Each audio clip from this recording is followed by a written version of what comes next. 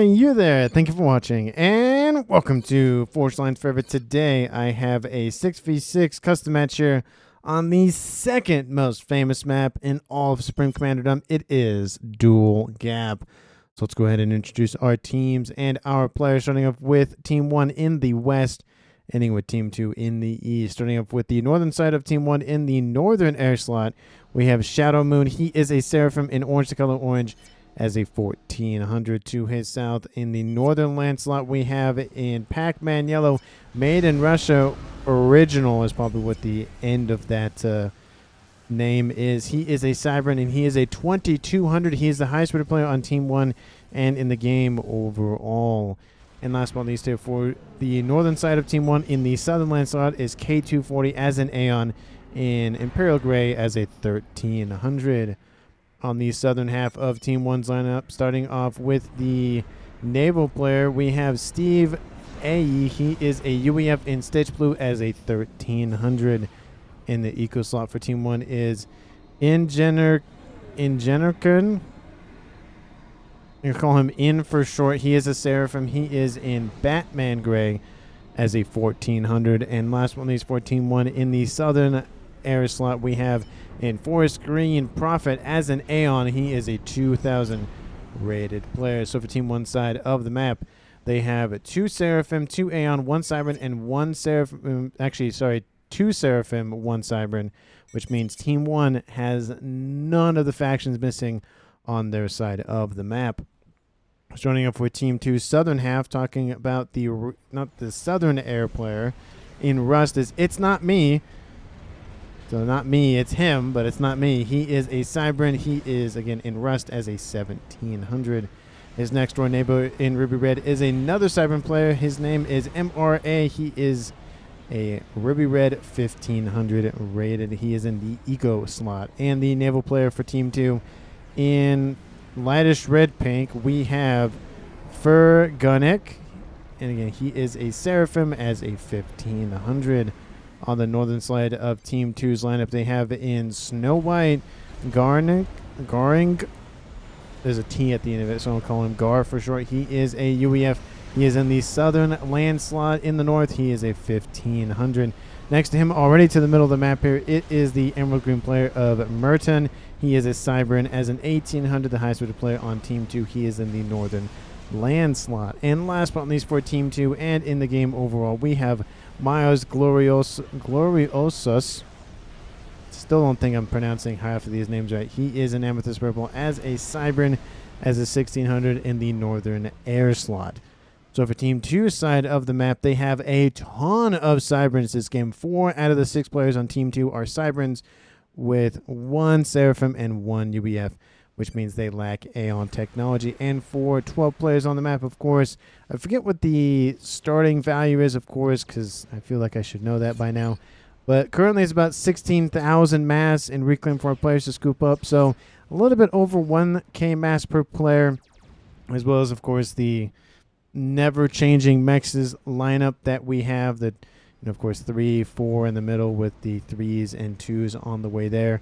Of course, some Mexes in the southern half of the map here, a couple in the water. And, of course, each player does start with 8 Mexes, so a lot of mass available to our players. So let's go ahead and get this game rocking and rolling. If I can actually push plus on my keyboard, I push plus and minus at the same time.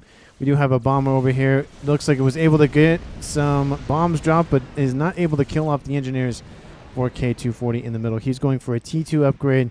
And I'm assuming he's going to start PD creeping ever so slightly to either deny the reclaim in the middle or at least deny the mexes, or maybe a little bit of both. There is a lot of raiding units outbound from Merton going after the engineers. Unfortunately, not able to kill the engineers off before they get that land facility online. There's already some counter spam inbound from Made in Russia to move in and intercept those labs. T2 upgrade almost half done here. We do see the column of Steve in the middle of the map, and he's already sent some engineers to grab those rocks on the other side of the water there. And he's already has a nice little sub trying to patrol and protect himself and his engineer, scooping up that mass in its mass extractor form.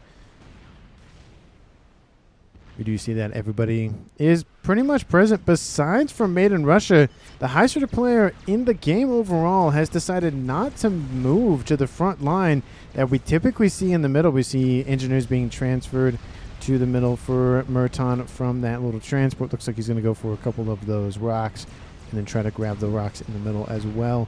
But surprisingly enough, he has not sent his commander in. I wonder if he's just going to focus on essentially being like a pseudo kind of eco player, where he's doing a little bit of land but still a little bit of eco to expedite that process there. And we are seeing that starting to favor Team 1 ever so slightly, even at the 6-minute mark.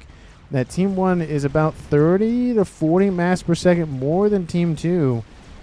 And that's partly due to the fact that, like I said, looks like, let's see, Made in Russia's only at 35, but both In and Prophet sitting at almost 60 mass. And looks like Garnick is definitely a little bit lower on the mass generation game. I think he might having some power issues, which might be... oh yeah, he's having some power issues, so that would kind of explain why he's a little bit down. And looks like that spread switches back to about 10 mass, which makes way more sense than the 30 we saw a couple of seconds ago. We do see the comms in the middle of the water here for both teams in the south. Again, definitely to be expected. No frontline naval facilities here for Steve. Just happy with his facilities back here. He also got gifted some Seraphim tech, which is very interesting because he is UEF. He does have a decently strong navy, especially if he gets up to T3 Neptunes. But he might be going full laser complement with the T2 Seraphim destroyers and then the T3 Neptunes that, of course, the UEF have. We do see that he is facing a Seraphim player in the water, so maybe he just wants to be on even footing and have there be no faction advantage in terms of, shots not missing or shots missing, that kind of thing. Because, of course, the T2 destroyers, their shots technically don't miss. Technically, if you can hear my air quotes as I say that, because their lasers, if they're in range, they fire. Now, they do miss when they're moving to a new target, but... do they, kind of thing? We do see that T2 PD creep in the middle here for a K240 working pretty well. Unfortunately, Gar Inik, still going to call him, I think, Gar. It's the only way I can probably say his name correctly. Is forcing down K240's ability to PD creep here. We are seeing some Aurora moving into range to assist, and that nice shot kills off 2 more of those strikers. Gar will be forced to retreat, and in the north, with the additional comm and the gun comm, speaking of which, for Merton, Team 1's definitely on the back foot with the attack power available to them. So I'm interested to see what Team 1's game plan is. T2 is online for Made in Russia already. And in the north, I don't see any player on Team 2 that has T2 land on... I think I said maybe, didn't I? Land online. So that'll be able to pump out some more higher HP and DPS units. There are some more PD replacements just securing the back line just in case they have to fall back. More of those T1 PDs being built. But now with 2 comms being faced down here by K240. K240 going for the gun speed upgrade just to fight back. And it will finish very quickly here. There are 2 comms coming into range. The gun does finish. And he'll at least be able to fire twice as fast as he normally does. He doesn't have the range, but at least he can fire, which is, again, better than nothing at this point. He needs some assistance because now Team 2 is starting to steamroll his front line. And, of course, we have seen some games where land does make a huge play. Sometimes it doesn't. But with the fact that, there is this cut in the mountainside here, there's no way for, Team 1 to really lock down the 2 positions. They have to worry about 3 of them, which makes it difficult to defend against any sort of incursions because there's just more avenues of attack. We do see that T3 Air already online for the Northern Air player here for Shadow, and T3 Air is about to come online here for his teammate of Prophet. T2 Navy online producing destroyers for Steve. T2 online producing destroyers for Fur. I think we'll call him Fur. Very interesting lineup of names this cast here. I probably should do a little bit better when I do make sure that these games do run to try to pronounce them before I just start casting. I just make sure that the game doesn't desync or have a major issue with desync kind of thing, and then try to pronounce the games for the first time while I'm recording. But Probably just a thing that I will have to remind myself as I do future casts, of course. We do see that, of course. Look at this. Look at this just intense push here by Team 2. We are seeing some PD creep actually from the north, outbound from Maiden Russia, to try to stifle Team 2's ability to really just dig into Team 1's territory. We do see Team 1 PD not really being effective anymore. Like all this Team 1 PD that was built back here, yeah, it's fine.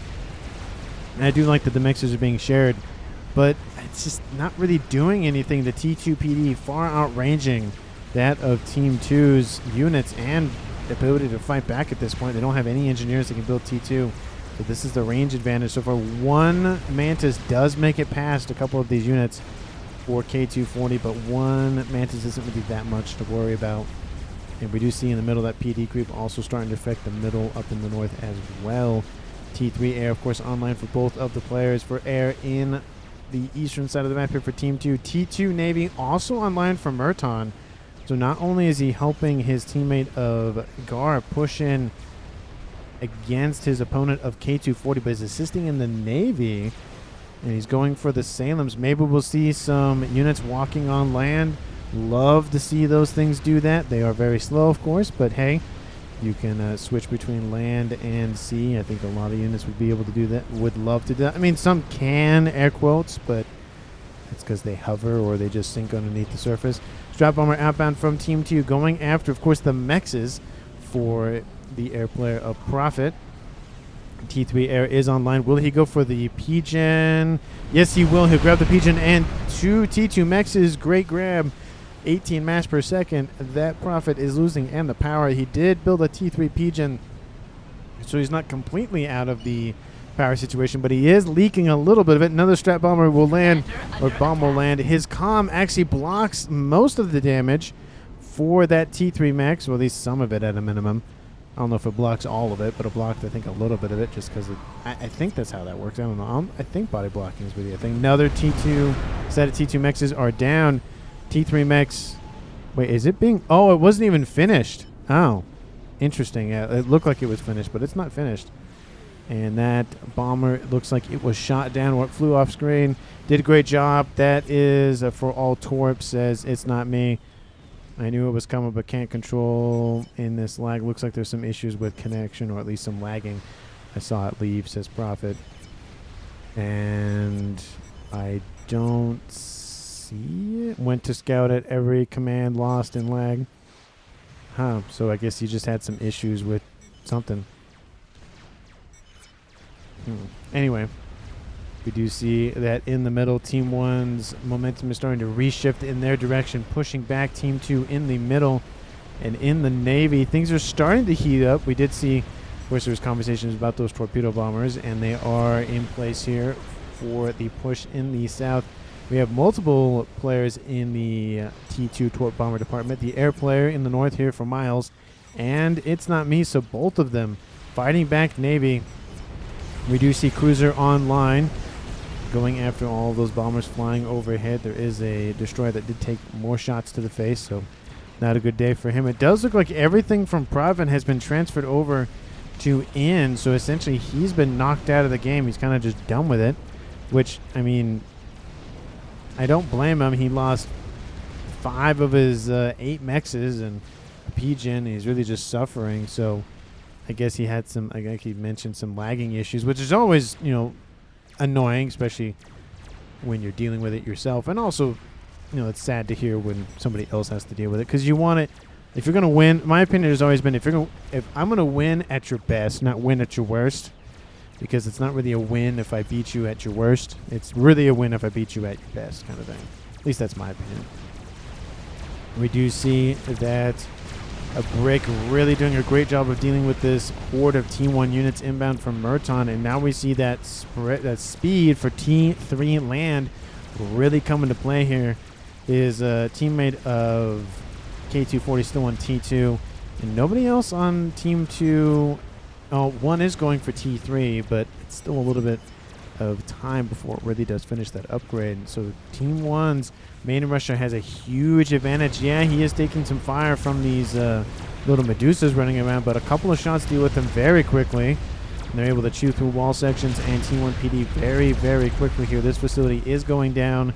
I wouldn't be surprised to see these bricks collapse on top of Gar's position down here. We do see those Roar actually moving in, going after the naval units here inbound from Merton. That's probably one of the reasons he's lagging behind just a little bit, is he's shifted into the Navy quite considerably. He doesn't really have as much mass at his disposal to pump out those units to fight back. Huge amount of effort to go for destroyers from the naval player of Steve, and now Team 2's main naval player has control of the entire central sea. 15 minutes on the clock here. We do see, of course, the eco player really spamming out those P-gens and mass fabs just to scale his eco even faster, and he's getting some hives. Looks like he got those from himself, because actually no, because he is Seraphim, so he probably got them donated to by his teammates. Looks like he is a mix of Cybern and Aeon, Aeon Tech. I don't see, but he is a Seraphim. Interesting. Don't really know the logic behind that, but guess that makes sense. Somebody please let me know in chat why, or in the, I should say the comments, not chat. I'm not on Twitch or live streaming this, but I'm interested to see, like, he has Aeon stuff and Cybern stuff, but he's a Seraphim player, so I mean, I know he wants to go for Cyberns because he has hives, or they have hives, but I'm just, maybe he just got the stuff from Prophet. I don't really know how that all works. Anyways, we do see that now that that land push has been essentially debunked by Merton's naval forces, all of that momentum that was shifting in Team 1's direction is now gone, and frontline facilities are offline. There are those bricks inbound from Made in Russia. There are a couple of artillery shells landing in from those Salems, but still the main target, all of the engineers killing off the build power, not allowing Team 2 to be able to build any sort of frontline units. A couple of bricks actually don't focus on the frontline facility, go back to the main base, trying to go after a couple of mexes. Doesn't look like they'll get that much work done. They might grab one if they can dodge all the inbound shots. There's still about 500 or so hit points left on that brick, and there's still, nope, that mex is dead at his 27 mass a second. That Team 2's Gar is losing, and if he loses this T2 mix, he'll lose technically another set of mass per second. It was almost upgraded to T3, so that's gotta hurt. And there goes that final brick, but still one mix that was T3 and one mix that was almost T3. But can't call it 27 mass per second for that one, but that's a loss in both the upgrade mass and energy and the mass per second that Gar is not getting. Transport dropping off, or actually, sorry, picking up Aeon engineers. Looks like there is transfer of tech for some reason. We'll hopefully see what's going on with that here shortly. And with Team 2 is just huge presence in Navy. I'm kind of surprised they're not pushing in more and trying to force back the land pressure here from Made in Russia, because this is a lot of pressure inbound from him, and really the only player really focusing on land for Team 1. Team 2 is starting to fight back a little bit more with some T2 forces from Merton, and of course some Percy's inbound from Gar, but I mean, they have a lot of Navy under their control, a lot of the chunk of Navy under their control, and they're not really pushing it. We do see that T2 Navy is coming online here for Steve, and we do see that Made in Russia is dipping his toes into Navy, as well as his teammate of K240 getting a T2 naval headquarters for some more destroyers. But he's going for, Made in Russia specifically, going for the Tempest, the T4 experimental battleship, which coupled that with a lot of T2 destroyers and maybe some T3 UEF tech, that'll be huge to push back Team 2's fleet that's just sitting waiting to engage. And of course, even if this fleet does engage, most of these units will die on both sides, leaving the mass dump right on Team 1's doorstep. So I do understand the hesitancy. The only problem with that is it does give Team 1 more time to build up some sort of defensive line. So again, it's the whole chicken and the egg catch-22 situation, where if you go in, is it worth it? If you don't win, it's going to really suck.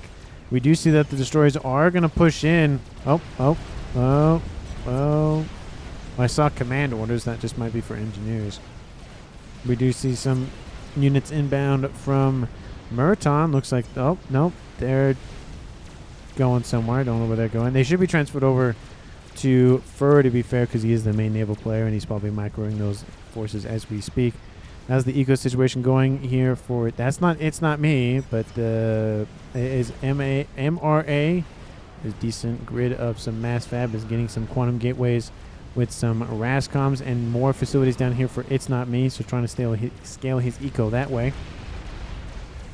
In the west, again, the same very similar scenario, except it's being handled by one player, so one player technically sitting on dual bases at almost 600 mass income at 570 in a little bit. MRA hasn't cracked 500 as of yet, but again, one base versus two bases. It does favor Team 1's in for that regard.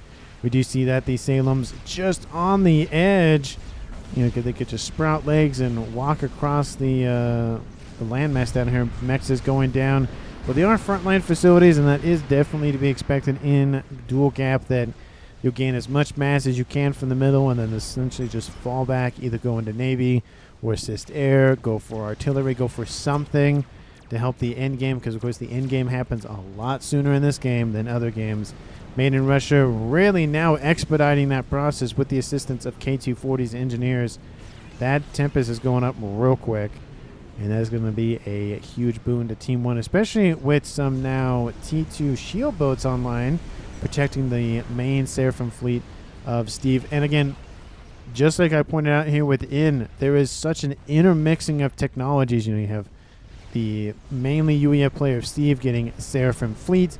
You get, of course, some assistance from the north from K240 in the Aeon as well. That these two units or a couple units might be transferred over to Steve as well. We see, of course, in getting 21 minutes, and it has been started. The T4 experimental missile launcher of the Yolana Oz, and those hives are going to start expediting that construction. That might be one of the first or the earliest YOLOs I have ever seen, if it finishes. Now, it doesn't have to, I mean, it can be started at, 15-20 minutes and not finish till minute 45. It's still started, but it's not done yet. That's the thing. Laser has been started for It's Not Me. Very interesting. He wants to have that available to him if he needs to use it. Sorry there, I had a thing in my throat and I couldn't talk for a second. There we go. T3 coming online. RAS already online here for Gar. And it'll probably help in Navy as well. So lots of toes being dipped into the pond. T3 gunships online for the Northern Air player of Miles from Team 2. We are seeing Mexes being cannibalized and taken over by Made in Russia. And that little group of Salems has now breached the land, sprouted legs, and started to harass whatever remains of Team 1's front line. We are seeing some Percy's fights and bricks will favor the Percy's, of course, in number and in firepower, just because they are the best T3 mainline unit in the game. T3 Navy is online, producing engineers, soon to be battleships, I would presume. Again, more RASCOMs being built by Team 2. Love the energy farm over here just to store whatever power that MRA needs. Lots of ASFs, and Team 1's forces are keeping them in defense mode, making sure nothing breaks through. Spy planes, I love this. Spy planes and ASFs intermixing here gives them vision and intelligence the entire time. That way nothing breaks through. Love to see it. It's Not Me's spy plane doesn't really get anywhere. There is a strat bomber, but definitely would not recommend flying that straight forward because it will be getting shot out of the sky immediately. There's no hope for that. And of course, we're having some skirmishes in the middle, but Team 1's fleet looking very powerful, especially with that big, giant gun that's behind it, using its long range to take out whatever it can. Of course, it's taking out engineers for now, but it wouldn't be surprised to start tackling the bigger ticket items of all of these destroyers, and most of them underneath the surface of the water being very sneaky. They are the only ones that can do that, being able to hide from the main guns of most naval forces. The only, of course, downside is their lasers can't be brought to bear, and their torpedoes, they're fine. They're not great. They're not sub-killers. They're not Tempest. They're not anything that is designed 4 torpedoes. I mean, T1 subs, they don't really have a huge issue against them, but everything else they have issues with just because it has more firepower in the torpedo department. We do see a couple of mech marines stationed here for Steve for some reason. How is that YOLO going? It's already in the yellow. 24 minutes. This might be the fastest YOLO I have ever seen.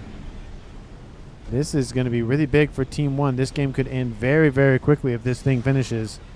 And, of course, the Hives are building the YOLO. And we will see. We do see also Steve hiding underneath the Seraphim shields.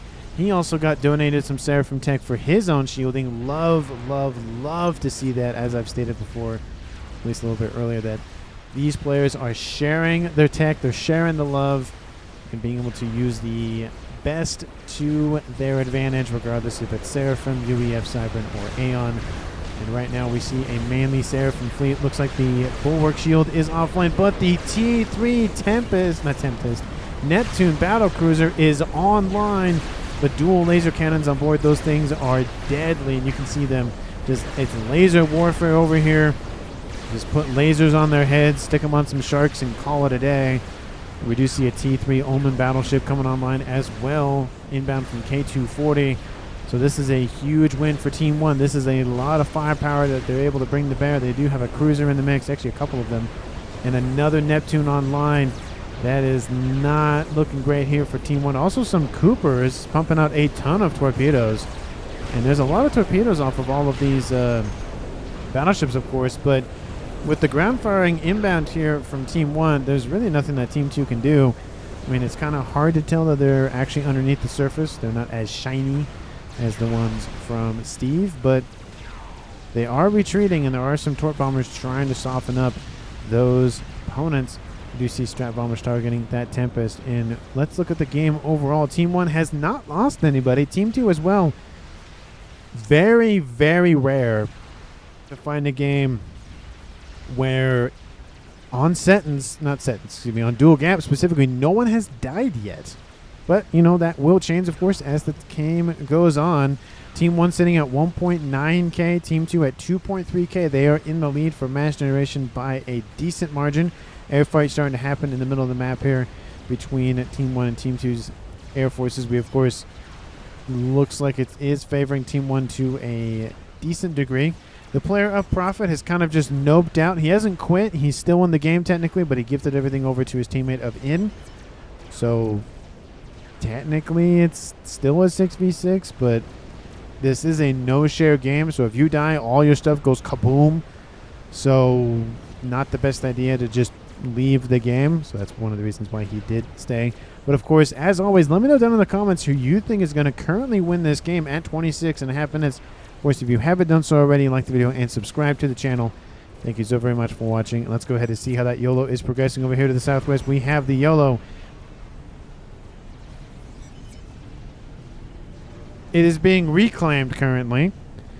Don't know why, but it is. Let's see, income.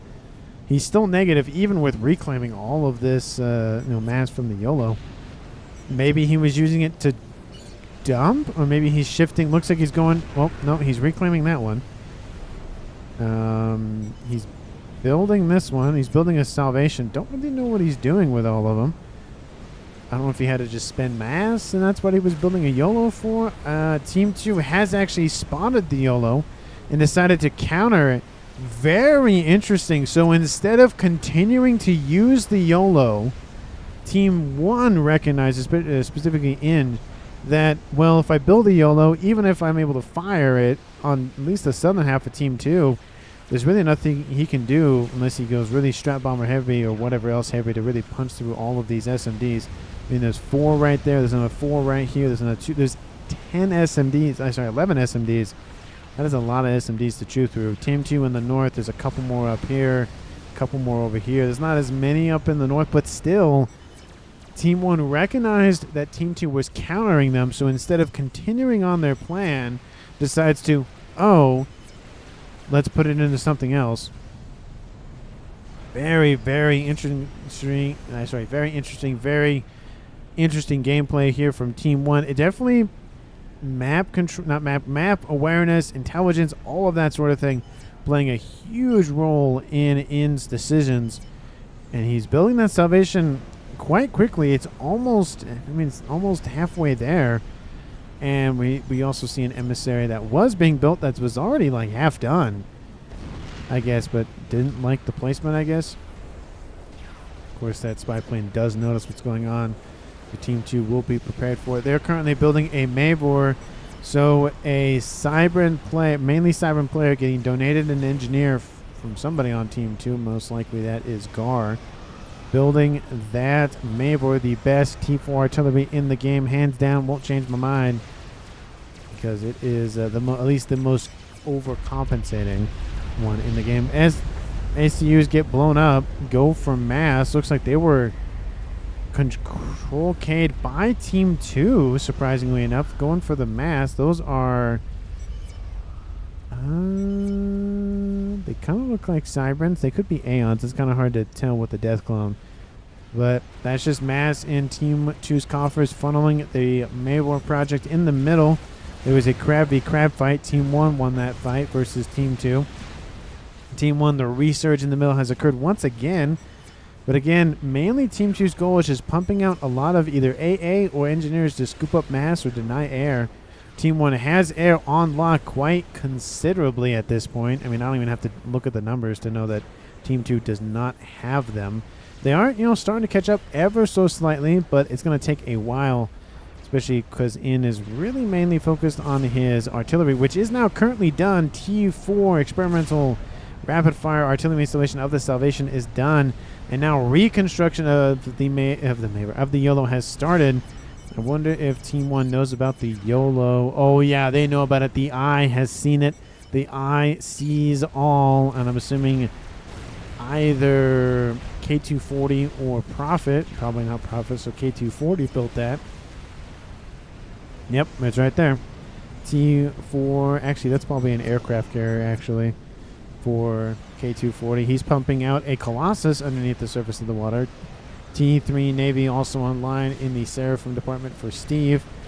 And that resurgence with the combination of course, the main line T3 battleships of the Aeon, the Omens, plus the T4 from the other land player of made in Russia, and then a nice Atlantis with a bunch of other T2, T3 support from the main naval player of Team 1, Steve. This combined triple threat is just causing Team 2 tons of issues. We see 1, 2, 3 players in the Navy department.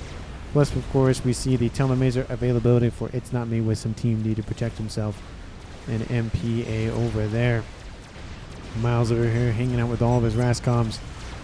And it is not looking good here for the Navy for Team 2. We are seeing some bulwarks trying to stave off incoming firepower, but it's not enough. Crab moving into range as well, going after that battleships. Team 2 is suffering. They need a win. That Mavor is almost done. If the YOLO finishes and they're not able to pump out the SMDs required, it is not going to be a great game here for Team 2. You do see that Salvation is done. The YOLO being reclaimed once again. Of course, it's being built just to keep it alive, but I don't understand this. Yeah, he's using that to fund other projects. Maybe that's like a stationary, like not stationary, but like a bank where he just banked all of the mass and I was just reclaiming it to fund other things. Maybe didn't have as much mass storage as he thought he would need. But, he's completely negative at negative 1,800, and that is with reclaiming the YOLO, which is, again, as I will admit, very, very, very weird. It is one of the weirdest things I think I've seen in terms of he was reclaiming it, and then he was building it, and then he was reclaiming it again. I don't really know what he's thinking. He's building an emissary right here. He's building another Salvation down here, so it looks like he wants to fund another Salvation, but that Mavor is almost done, if not done at this point. And there is Salvation fire starting to pierce some shield. There's a lot of hives going offline. That's really going to hurt MRA's build power, but he has a lot of RASCOMs to compensate, so he's not really going to suffer that much. Where do you see some Corsairs inbound from aid in Russia? And K240 has built another experimental. What is it? It is a Colossus. Salvation in the north for made in Russia. So the Siren player in the north and Seraphim player in the south going for T4 rapid fire artillery installations. The only problem, of course, with the Salvation is it doesn't do a lot of damage individually versus, of course, the Maver, who is very slow at firing, but he does a lot of damage. All of these SACUs able to keep the shield assisted and online. If the shielding falls, Team 1 has a decent amount of time to cut through those pigeons to cause a chain reaction to blow everything up. But it is going to be a small window. Not a huge window, but definitely not like a 5-second window. It's probably going to be more. I think it's like 20 seconds. I forget what the timing is on that.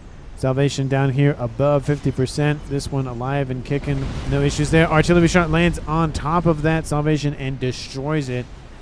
So now I wouldn't be surprised if In just goes for straight YOLO at this point because his second artillery is down.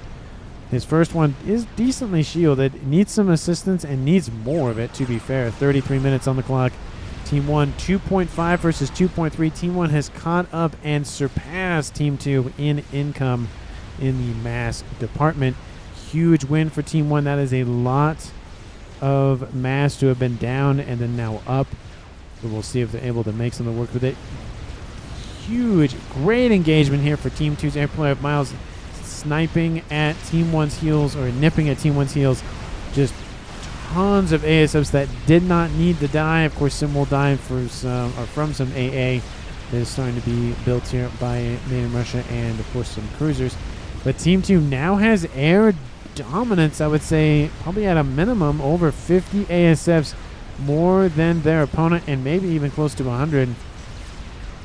That Salvation shot still cannot pierce the shielding. Looks like the Mavor took a little bit of damage, but not considerably. Other shields were able to take over, and that is big for Team 2. They need that Mavor online for as long as possible. Mid-loss big.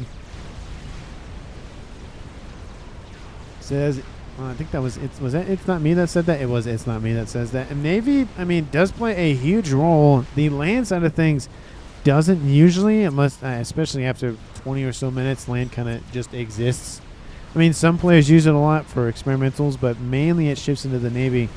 I mean, we have 3 players on Team 2 going for Navy. We have technically 3 players on Team 1 going for Navy.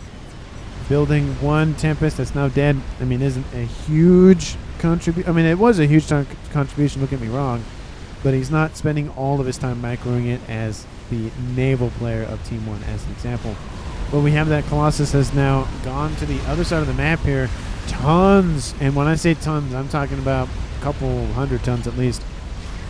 Talking about 87 T1 bombers. That Galactic Colossus has to keep going. If it's able to get to the shielding and take that offline, Team 1's artillery might be enough to take out that Mavor, but it's not going to be enough. Pigeon will be targeted. I think it just committed suicide at that point. The Pigeon blew up, caused some damage to that to that Colossus, and in its death it killed off a squadron or so of bombers. That's got to hurt. Strap Bomber is dropping somewhere, and it went after Team 1's player of It's Not Me. Shadow Moon takes out everything here. Looks like if Steve was standing there, he'd be dead, which would have been a great player to kill off by Team 2. But unfortunately for It's Not Me, was not able to get a kill. And, of course, here's that in action. Everything he's built is gone. It is destroyed. Lost mass, of course, for Team 2's remaining players to scoop up. But that is a huge loss. That's why you don't want to die in this game. Smiley face looks like here built by Team 1's in. Coincidentally enough, that YOLO is still alive. It's below 50% of its max HP to be built, but it's about half done. It's better than starting off at scratch, so luckily Ian is able to keep that YOLO. Of course, it looks like Team 2 is fanning out a little bit more. Multiple Atlantis, plus more battleships, plus more battleships, plus more battleships, plus more stuff coming online. FAF war coming online here for Gar. We do see, again, a PD base up here to the west. Just trying to defend the mass that they stole from Team 2 and just, drove it like you stole it, essentially. We do see a Novak's second one coming online here for MRA. And Fur actually sitting underneath his shielding to protect himself as well. Definitely would not recommend standing next to a Pigeon / Novak / Artie.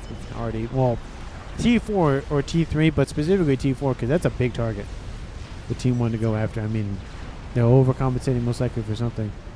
But that YOLO is still not being prioritized by Team 1. There's a lot of strap bombers inbound. And, of course, the Salvation was also taken offline for Ian. But there is one to the north here built by Made in Russia. Lots of... Did the Salvations get like a buff where the mass cost got reduced or something?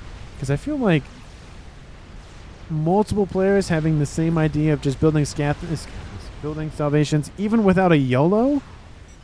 Very interesting. Definitely a little outside the box. Missile launcher group inbound from Team 2 going after, I'm assuming, the Mexes. There's not any TMD nearby, which means they are going to be destroyed. And of course, it does take two shots to take out one of those T3 Mexes. But with the other two being severely depleted of hit points, these missile launchers can come in and do the rest.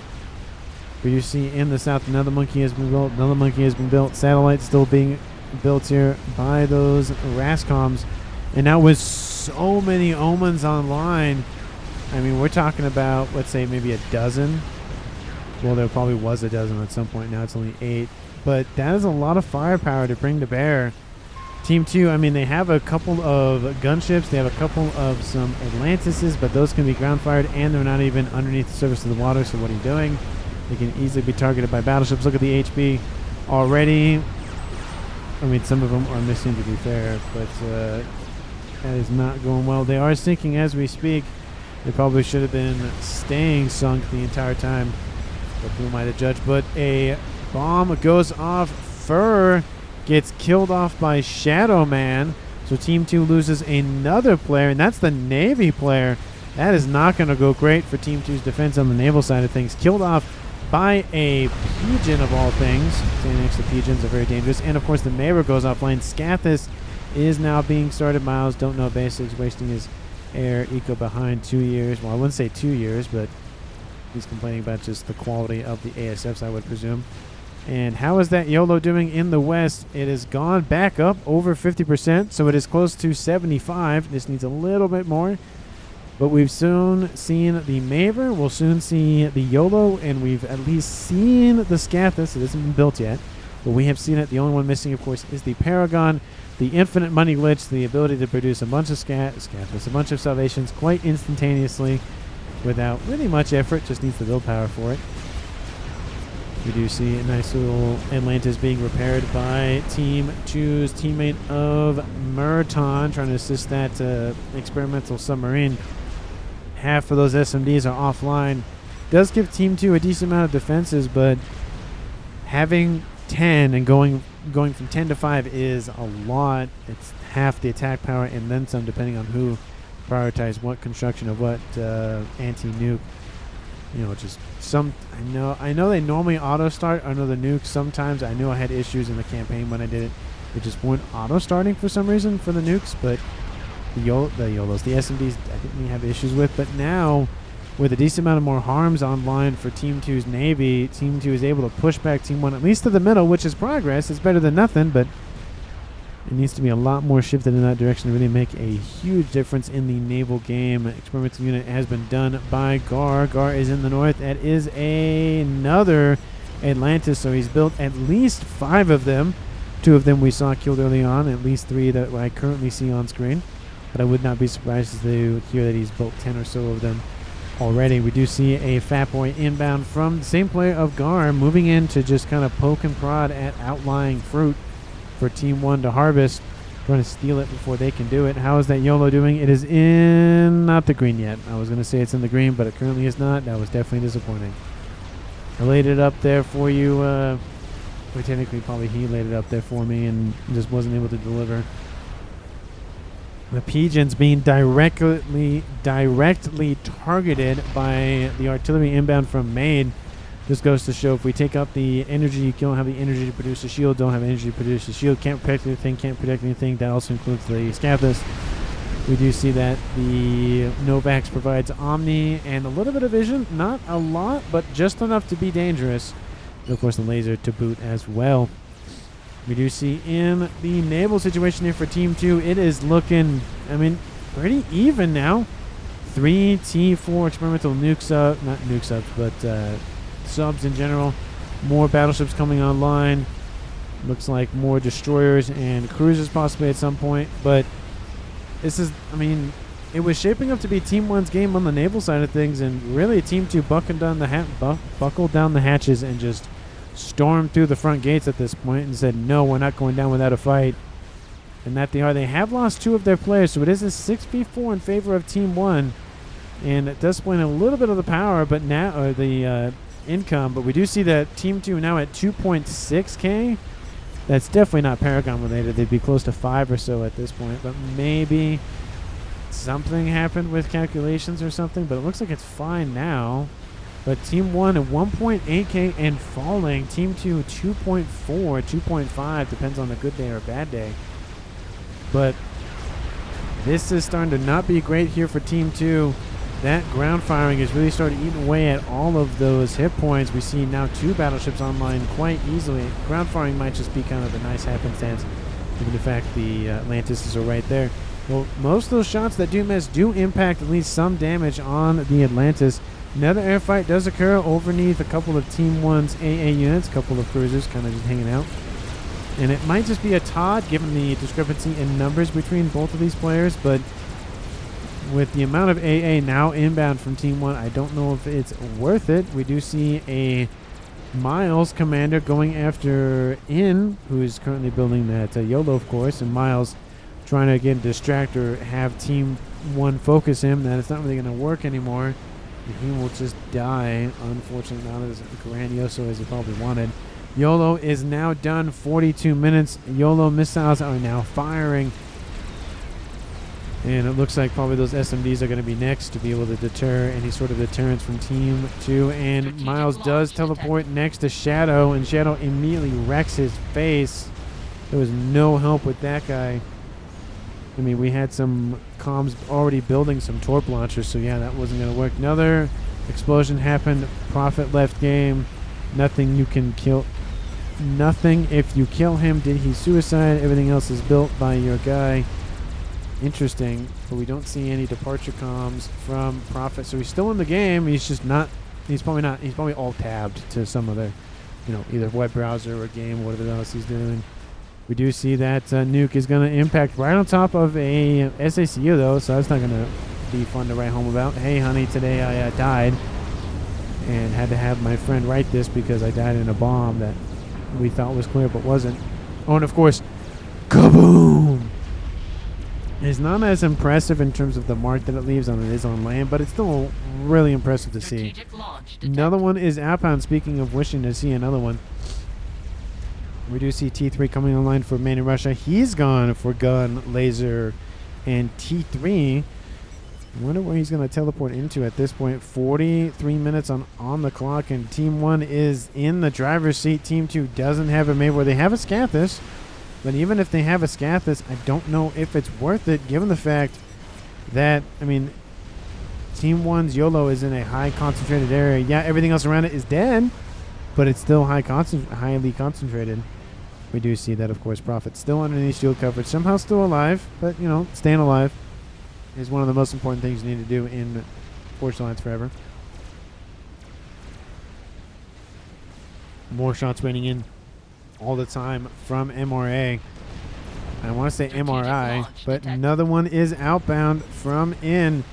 And if this YOLO wins the game, I might give him MVP, just because not only did he build the YOLO, which is impressive in its outright, but he was building it, decided to gear shift and go for artillery, and then went back to YOLO. Very, very powerful. Able to really poke and prod at Team 2, focus the fire on the artillery, giving Team 1 a little bit of a respite, but we see some pushback in the north by Team 2's Fat Boy inbound from Gar. We see those bricks aren't really able to fight back against it. We see a lot of course, naval facilities still online. Some of the base has been co-opted, but in the south, Team 1 loses Prophet to MRA's satellite. So the first loss of the game goes to Prophet. He was kind of already out of the game anyways, but it's still a definitive loss. Whatever he built is gone. Looks like a couple facilities still alive, but not by much. We do see shots inbound. That might be from the Hathums nearby. That salvation from Team 1's coming in very handy. They almost had 2 online simultaneously, but alas, it was not to be. Another nuke is inbound. Going to strike right in the middle of this, and honestly, I think it might. This one actually landed kaboom, but it might be some friendly fire here, considering that nuke has a large radius, and those units are slowly drifting into range of that nuke. Nuke does take a while to traverse the maps, though, so has a little bit of time to really get in its best position. Looks like the SMDs are the target in the north here by the artillery from Made in Russia. Takes out 3 of them. Team 2 is not really defenseless, but they're kind of defenseless now. The YOLO will be fired and land. There it goes. I think that battleship down here in the south is going to go down. Don't think he's had some good days in a while, so why would you break the trend? Yep, there he goes. He's gone. All the Galaxies and the command class have fallen back, but it's falling back into a corner at this point. 46 minutes on the clock. I don't know if Team 1 has a way to win this. Another YOLO outbound. Of course, there's been lots of shots at this place down here in the south for in. Of course, this place up here to the north, it's a little bit better. It's not by much, but it has a lot more shielding, that's for sure. Of course, getting a little bit of overhaul most likely from Shadow's income just to power everything. This cost a pretty penny. We do see that Scath is still alive and kicking, but now we see artillery shells starting to land on the main shield. The shield has still not fallen. Those SACUs are mad lads, constantly just assisting the best they can, as much as they can, keeping that thing online. And Team 1 might just lose steam just to this one play with a bubble, a Novax, and a Scathis. Very interesting. Never seen those anywhere. Fab to the north there for Team 2's guard, just kind of pushing back Team 1 of whatever they can. Another nuke is outbound, and this is not going well here for Team 2. They're just suffering bomb after bomb after bomb. YOLOs, I mean, they can put on a lot of nukes very, very quickly, and you got to watch out for them because that can just catch you up and kill you instantly. But you have tons of shots, both in from artillery from battleships, some in from destroyers, and missiles outbound from a couple of missile-capable cruisers nearby. I saw some... It's just, I don't really... I mean, yeah, maybe it would be enough. I saw maybe this would be enough to really hold off the... Oh, and there it goes. Nope. There's a Colossus down here. That would do it. Scathis is now offline. Team 2, kaboom! Team 1 just blew a whole bunch of stuff up. MRA, control case, everything. Sees the writing on the wall and says it's not worth it. 48 minutes, 30 seconds. This nuke is inbound. It's going to strike in the middle of both of these comms. Is it going to be a double kill? The comm of Gar. Does he walk out of there alive? Team 2 loses Murton. And does Gar make it out alive? It does look like it. Another explosion. And Made in Russia actually teleported in, did some damage, and was killed for it. So that Scathis is going to come offline here shortly. There it goes. Everything in his base is dead. And now the only thing really remaining is the sole survivor of Team 2. That'd be Goring T. I think that's maybe how you pronounce his name. Maybe I just said it wrong. And at this point, we can see the writing on the wall. He has nothing to his name except a couple of units to the north. He's going to go out with a bang. Another bomb lands. Kaboom! Destroys whatever hope that Team 2 has. Another YOLO going to land right in front of, but will miss the clone troopers. He doesn't really care about, anything. He's just going to throw whatever he can at this incoming force of land units. And now Team 2's player of Gar control case winning the game for Team 1. And like I said, MVP of the game most definitely goes to In. He did such a great job in. He was going for the YOLO. He was building it. He's probably excited about it. And then Team 2 built a bunch of SMDs, and then Team 1 noticed, and he went, probably shouldn't go for that, decided to fund that into a salvation that did a decent amount of damage. It got killed in the process, but it was on long enough to allow his teammate of Made in Russia to build his, And that really hammered a lot of the attention, or essentially a lot of its attention, just on that Mavor down there. And then eventually Team 1 was able to crack into it and destroy it. And then at that point, it was kind of just the falling of the dominoes. But thank you so much for watching. I really do appreciate it. And tomorrow, I will be casting a game that somebody from the, my email, somebody sent me an email with a replay. So again, shout out to the email, strategiclaunchreplays@gmail.com. If you have a replay that you want me to look at and possibly cast, please send me one. I greatly appreciate it. And of course, tomorrow, like I said, will be one from somebody who did just that. So thank you to that person. And I will see all of you in the next one.